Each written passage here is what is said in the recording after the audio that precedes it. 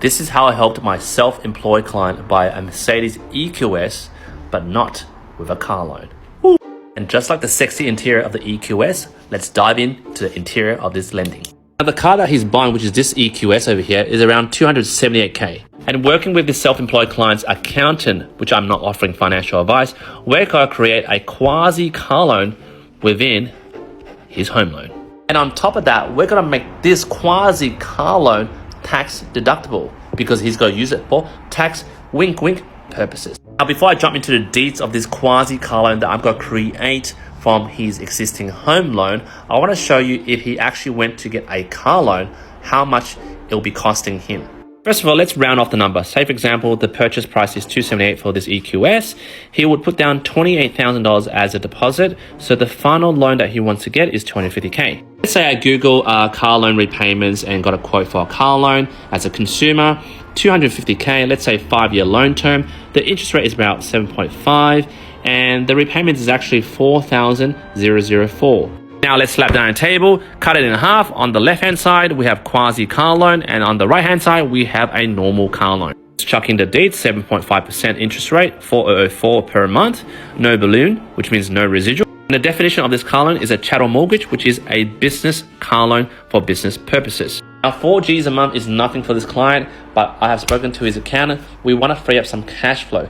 Is there another way, Q? So let's dive into the making of the quasi car loan. Basically, he has a market value prime place of residence 1.7 mil. He currently owns 700k owing on the home loan. Now, simultaneously, I'm also helping him refinance his existing home loan to get a better rate because he's on a really high rate at the moment. So with a refinance, we can borrow up to 80% of the market value, which is 1.36 mil. And 1.36 mil minus the 700k owing, we can obtain a 660k equity. Now, I found him a bank which basically over $1 million, he can get 5.69 interest only. And the repayment of the 5.69 on a 250k quasi car loan to buy the EQS is around $1,185.42 per month. I know this is a bit of background switch because I was in my office and now I'm in my car because I'm picking my kids up. And I know what you're exactly thinking. You're saying, hey Q, this client is worse off by paying a 30-year loan on that repayment versus a car loan on 5-year repayment. But let me show you. To highlight your thinking, if he pays that $1,185 per month interest only on that home loan to pay the car, basically in 12 months times 30 years, he'll be paying $426K.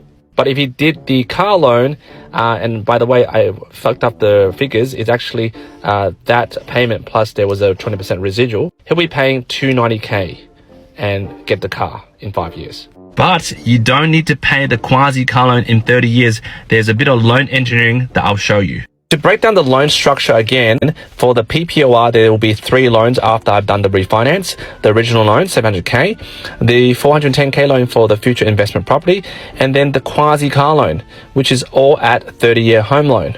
However, I can set up an offset account and a repayment system to make sure this 250K gets paid off, not in 30 years, but in 5 years, and I'll show you how. Going to my calculator, I can put 250K at 569 at 5 years loan term. The repayment is 4797.25. If I came back to this car loan calculator, you'll be saying, hey Q, car loan's actually cheaper. No, because I stuffed up, I included a residual. Say there was no balloon, it's actually 5038. Look at this, what's cheaper? The quasi car loan way or the normal car loan way? What I'll do is I'll set up a DDR direct debit of this payment to make sure this gets paid out in actually 5 years. That will be manually set up by me through a direct debit. But the loan for the home loan is still 30 years. And this is the beauty of this.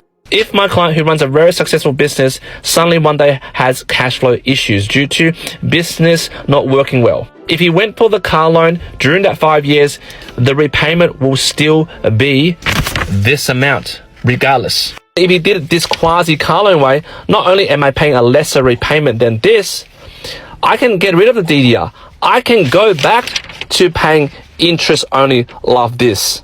This amount minus the bare basic interest only, that means every month I have a cash flow of $3,600 per month. If I was a self-employed business owner, which I am, and cash flow is king, and I'm stuck with cash flow issues, I'll turn off the direct debit for maybe a few months, 6-7 months, without the bank approving whether I can do it or not, because I am the boss of my finance. Rather than him, basically, if he got a car loan rather than the quasi car loan, he probably has to sell the EQS because he can't afford the bloody repayments per month, which is this. In terms of tax deductibility, whether you're doing a normal car loan or a quasi car loan, you can still claim the same tax deduction as you're doing a normal car loan versus a quasi car loan, which I have engineered for my client. And ladies and gentlemen, that's how I got my client an EQS without a car loan.